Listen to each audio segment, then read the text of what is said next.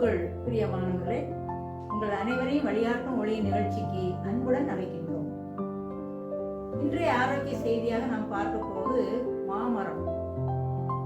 மாம்பழம் நாம் அனைவரும் சாப்பிட்டிருக்கிறோம். ஆனால் மாமரத்தில் உள்ள இலைகளை நாம் பயன்படுத்துவதில்லை. இந்த மாமரத்தின் இலைகளை ஆராய்ச்சி செய்து பார்க்கும் பொழுது அதில் அநேக வைட்டமின்கள் அடங்கி இருப்பதாக தெரிய வருகிறது.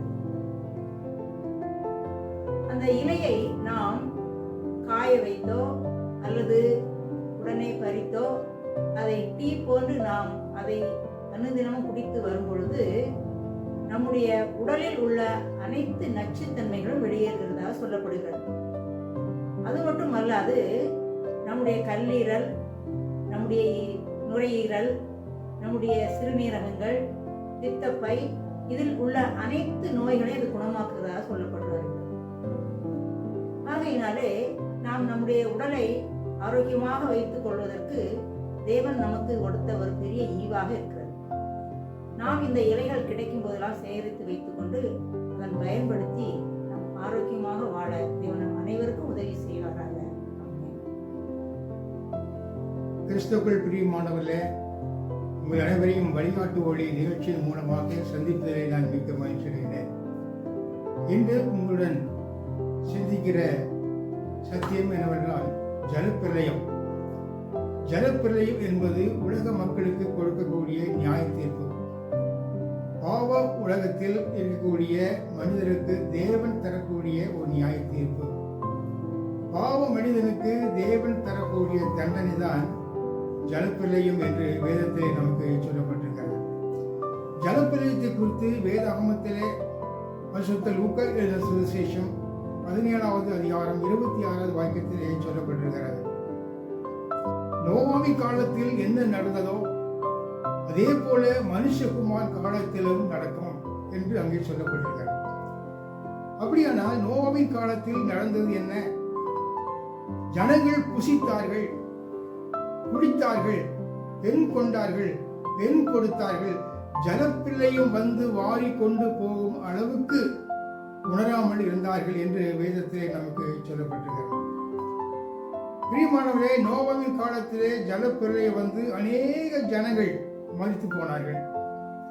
அதே போல மனுஷகுமாரனாகிய இயேசுவானவர் இந்த உலகத்திற்கு 2வது முறையாக வரக்கூடிய அந்த நாளில வானத்திலிருந்து அக்கினியும் கந்தகம் வந்து எல்லாரையும் அழித்து விடும் என்று வேதத்தை நமக்கு அங்கே சொல்லப்பட்டிருக்கிறது. டாக்டர் சார்ல் ஃபெர்லிஸ் என்பவர் ஜலப்பிரளயத்தை குறித்து 200 புஸ்தகங்களை எழுதி வைத்திருக்கிறார். அந்த புஸ்தகத்தில் ஜலப்பிரளயத்தை குறித்து வேதாகமத்திலும் குரானிலும் சொல்லப்பட்டிருக்கிறது என்று எழுதி வைத்திருக்கிறார். வேதாகமத்தில் நோவா என்ற வார்த்தைக்கு நோவா என்று சொல்லப்பட்டிருக்கிறது. குரான் புஸ்தகத்தில் நோவா என்ற வார்த்தைக்கு நூத் என்று அங்கே சொல்லப்பட்டிருக்கிறது. அப்படியென்றால் நூத்தின் குடும்பம் மாத்திரமே ஜலப்பிரளயத்தில் காப்பாற்றப்பட்டார்கள் என்று அந்த புத்தகத்திலே அங்கே சொல்லப்பட்டிருக்கிறது. சீனாவில் உள்ள வெண்கல பாத்திரங்களில ஜலப்பிரளயத்தை குறித்து அங்கே சித்தரிக்கப்பட்டிருக்கிறது. ஆசியா மைனர்ல கிமு 1700வது ஆண்டுகளுக்கு முன் வெண்கல நாணயத்தில் ஜலப்பிரளயத்தை குறித்து சித்தரிக்கப்பட்டிருக்கிறது. அந்த நாணயம் இன்று இஸ்ரேல் நாட்டில் உள்ள மியூசியத்தில் அங்கே வைக்கப்பட்டிருக்கிறது என்பதாக சரித்திரம் நமக்கு அங்கே சொல்லுகிறது. இந்திய முன்னோர்களுடைய நம்பிக்கை என்னவென்றால், மனு என்று சொல்லக்கூடியவன் நீதிமான். மனுவும் அவருடைய 7 நண்பர்களும் ஜலப்பிரளயத்தில் பாதுகாக்கப்பட்டார்கள். ஒரு மீன் நோவாவினுடைய பேரையை சுமந்து கொண்டு ஒரு மலையில் கொண்டு போய் சேர்த்தது. அந்த மலை இமயமலை என்று அங்கே சொல்கிறார்கள். ஜோசபஸ் என்ற யூத சரித்திர ஆசான் ஜலப்பிரளயத்தை பற்றி எழுதுகின்ற பொழுது நோவா காலத்து ஜனங்கள் துன்மார்க்கமாக இருந்தார்கள். வேதாகமும் நமக்கு அப்படித்தான் சொல்லுகிறது. ஆதியாம் புஸ்தகத்திலே 6வது அதிகாரம் 5வது வசனத்திலிருந்து 8வது வசனம் வரைக்கும் வாசிக்கின்ற பொழுது மனுஷனுடைய அக்கிரமம் பூமியிலே பெருகிற்று, அவன் இருதயத்தின் நினைவுகளுடைய தோற்றம் எல்லாம் நித்தமும் பொல்லாததை என்று கண்டு கர்த்தர் மனுஷனை உருவாக்கினதற்கு மனஸ்தாபப்பட்டார். பூமியானது தேவனுக்கு முன்பதாக சீர்கெட்டதாக இருந்தது. பூமி கொடுமையினாலே நிறைந்திருந்தது. ஆயினாலே மனுஷர்களை பூமியோடு கூட அழித்து போடும்படி தேவன் நோவாவுக்கு கட்டளையிட்டு, நீ கொப்பீர் மரத்தினாலே ஒரு பேழையை உண்டாக்கு. பேழை என்று சொல்லுகிற பொழுது ஒரு கப்பலை உண்டு பண்ணு. அதனுடைய நீளம் 300 முழமாக இருக்க வேண்டும். அப்படி என்றால் 437.5 அடி. அந்த பேழையினுடைய அகலம் 50 முழம். அப்படி என்று சொன்னால் 72.92 அடி. அந்த பேழையினுடைய உயரம் 30 முழம். அப்படி என்று சொன்னால் 43.75 அடி. பேழையினுடைய சதுர அளவு 95.700 சதுர அடி. பேழையினுடைய கன அளவு 13,96,000.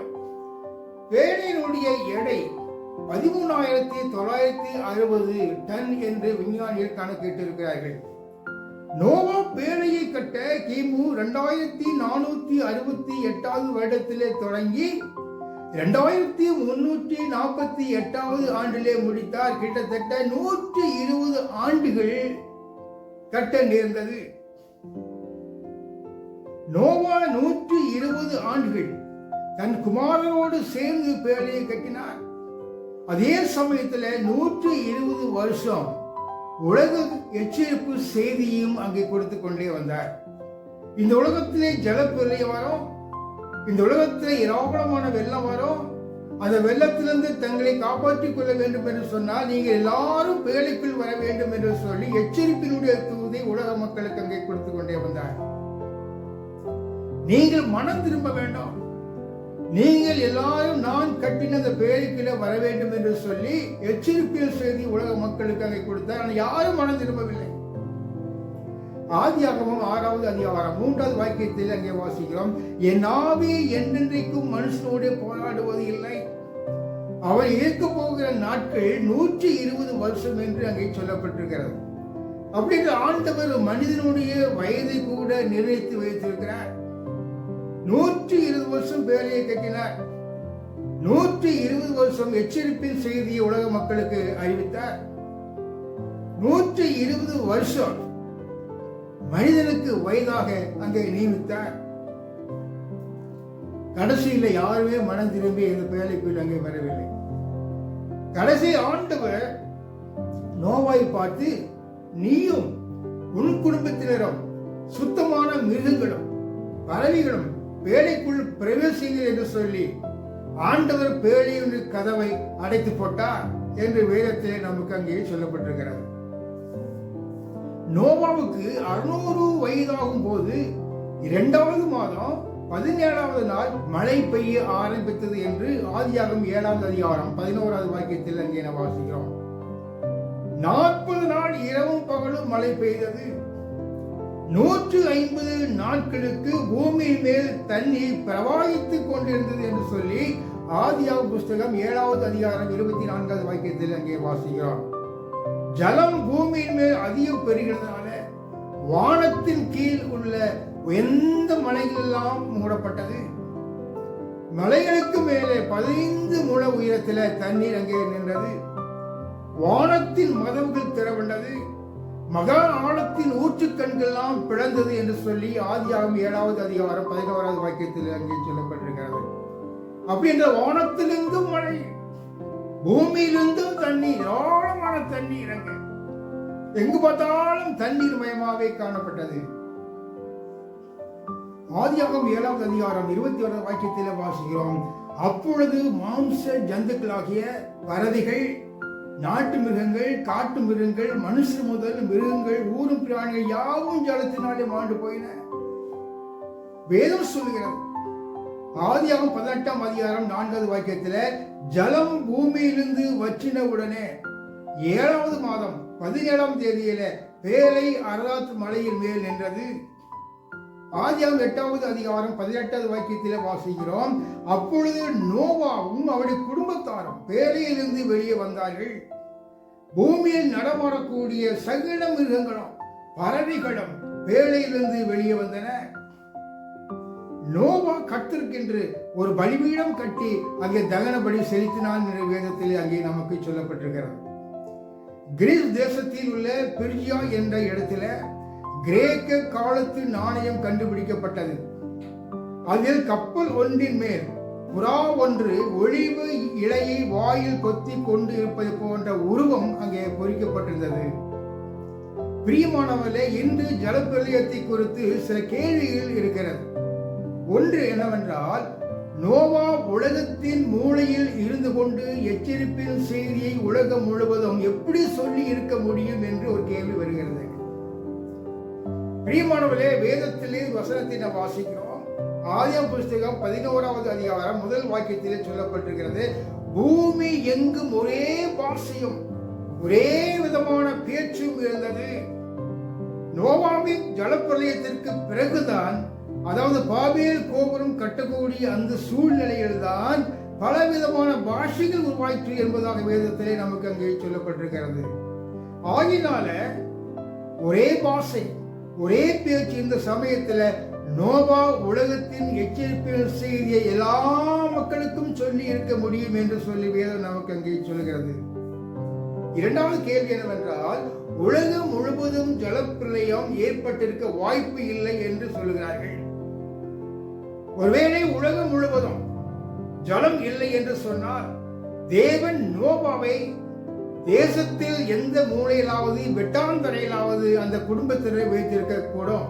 ஆனா அப்படி இல்லை. எங்க பார்த்தாலும் ஜலம், எங்க பார்த்தாலும் தண்ணி இருந்ததுனால ஆண்டவர் நோவாவின் குடும்பத்தினரையும் மிருகங்களையும் பறவைகளையும் பேழையிலே அங்கே இருக்க வைத்தார். பிரியமானவர்களே, நோவாவின் பேழை போன்ற ஒரு கப்பல் 1858வது வருடத்தில் கட்டப்பட்டது என்று சரித்திரம் சொல்கிறது. அதாவது நோவாவுக்கு பின் 4000 ஆண்டுகள் கழித்து பேழை போன்ற ஒரு கப்பல் அங்கே கட்டப்பட்டது. 1858வது வருடத்தில் தி கிரேட் ஈஸ்டர்ன் என்ற முதல் கப்பல் கட்டப்பட்டது. அதற்கு பிறகு ஹாலந்து நாட்டை சேர்ந்தவர் பீட்டர் ஜான்சன் அவர்கள் ஒரு மாதிரி கப்பலை செய்தார். அவரை தொடர்ந்து டென்மார்க்கில் சரக்கு கப்பல் ஒன்று கட்டப்பட்டு அந்த கப்பலுக்கு ஃப்ளூட்டன் என்ற பெயர் அங்கே வைத்தார்கள். பிரியமானவர்களே, இந்த ஜலப்பிரளயம் நமக்கு 2 காரியங்களை அடையாளப்படுத்தி காட்டுகின்றது. ஒன்று என்னவென்றால், நோவாவின் காலத்தில் மனம் திரும்பாத ஜனங்கள் ஜலப்பிரளயத்தினால மாண்டு போனார்கள். மனம் திரும்பாமல் போனபடியினால அவர்களுக்கு ஒரு பெரிய அழிவு ஏற்பட்டது. அதே போல இயேசுவானவர், மனுஷகுமாரனாகிய இயேசுவானவர் வானத்திலிருந்து 2வது முறையாக இந்த உலகத்துக்கு வரக்கூடிய அந்த சூழ்நிலையில அதே போலவே வானத்திலிருந்து அக்கினியும் கந்தகம் வந்து உலக மக்களை அழிக்கும் என்று வேத சத்தியம் நமக்கு அங்கே சொல்லப்பட்டிருக்கிறது.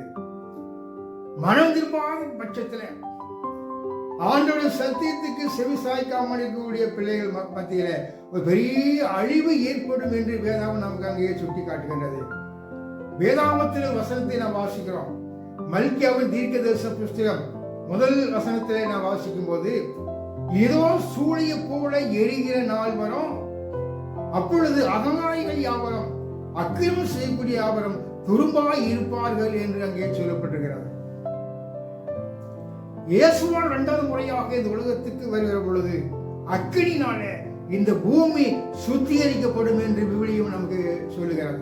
ஆகையால பிரியமானவர்களே, இப்படிப்பட்ட பிரச்சனைகள், இப்படிப்பட்ட கஷ்டங்கள், இப்படிப்பட்ட அழிவுகள் வருவதற்கு முன்பதாக நாம் ஆண்டவரை நேசிக்கவும் நெருங்கி ஜீவிக்கவும் நாம் முற்படுகிற பொழுது ஆண்டவர் நம்மை அந்த அழிவில் இருந்து காப்பாற்றுவார். அப்படிப்பட்ட கிருபை தேவன் நம் ஒவ்வொருக்கும் கொடுப்பாராக.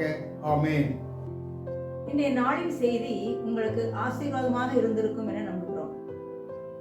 தேவன் நம் அனைவரையும் ஆசீர்வதிப்பாராக. பிரார்த்தனை செய்வோம்.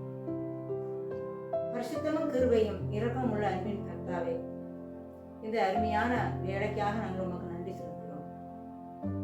இன்று எங்களுக்கு கிடைக்கப்பட்ட அருமையான செய்திக்காக உமக்கு நன்றி செலுத்துகிறோம். நோவாவை நீர் எப்படி வெள்ளத்திலிருந்து பாதுகாத்தீரோ அதே போல வருகிற அழிவிலிருந்தும் எங்களை பாதுகாக்க வேண்டுமா எங்களுக்கு பாதத்தில் அர்ப்பணம் செய்கிறோம். நீர் எங்களுக்கு கொடுத்த சத்தியத்தை நாங்கள் அதன்படி நடந்து சாட்சியாக வாழ்ந்து உம்முடைய நாமத்துக்கு மகிமையாய் நாங்கள் அனைத்து காரியங்களை செய்து நீர் வரும்போது உம்மை எதிர்கொண்டு அழைக்கிற பிள்ளைகளாய் எங்களுக்கு மாற்ற வேண்டுமா என்று எங்களிடத்திலே குறைகள் குற்றங்கள் தவறுதல் மீது இருக்குமானால் தயவாய் அனைத்தையும் மன்னித்து உமது பிள்ளையாய் எங்களை ஏற்றுக்கொண்டு எங்களை பரிசுத்தப்படுத்தி உங்களுடைய வருகை வரைக்கும் எங்களை வழிநடத்த வேண்டும் என்று கர்த்தராகிய இயேசு நாமத்திலே மன்றாடி கேட்கிறோம் எங்கள் பரமபிதாவே. ஆமென்.